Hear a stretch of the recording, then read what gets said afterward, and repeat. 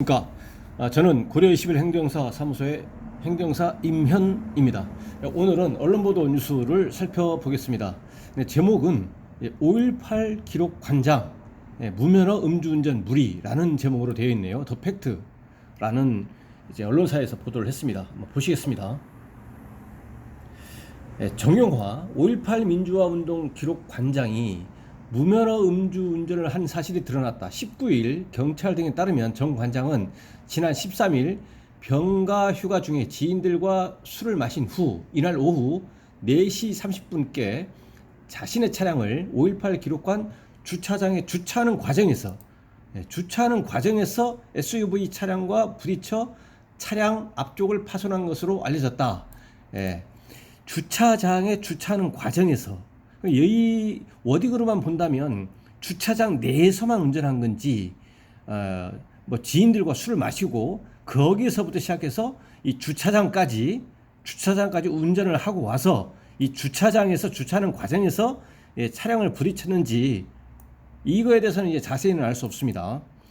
피해 차량에는 타 지역에 거주하는 운전자와 동승자 2명이 탑승한 상태였고 피해 차량에는 이제 차 대 차지만 사람이 있었네요. 그렇기 때문에 인적 피해가 될 수도 있습니다.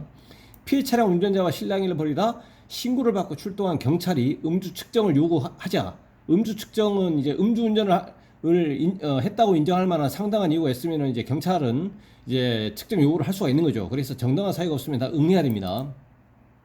호흡 곤란 등을 이유로 음주 측정에 제대로 응하지 않고 경찰의 체열 요구도 거부해 현재 광주 동부경찰서의 체열 거부자로 처리된 상태인 것으로 알려졌다. 음주 측정 거부로 처리될 것으로 보입니다. 정 관장은 지난 2017년께 음주운전에 적발돼 면허가 취소가 된 바 있다.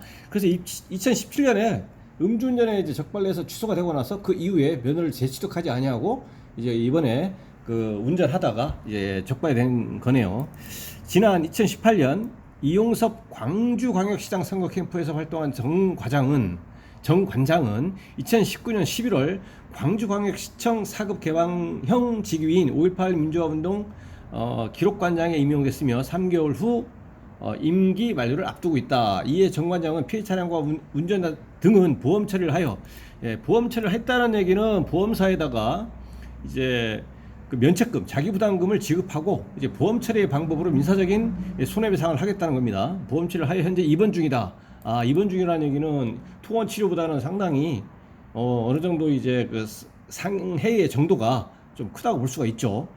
입원 중이라며 공직자로서 부끄러운 실수를 했다. 법적 처벌 및 광주시의 인사조치는 감수하겠다. 임기가 끝나는 기록관장 재임용에는 나설 의사가 없다고 밝혔다.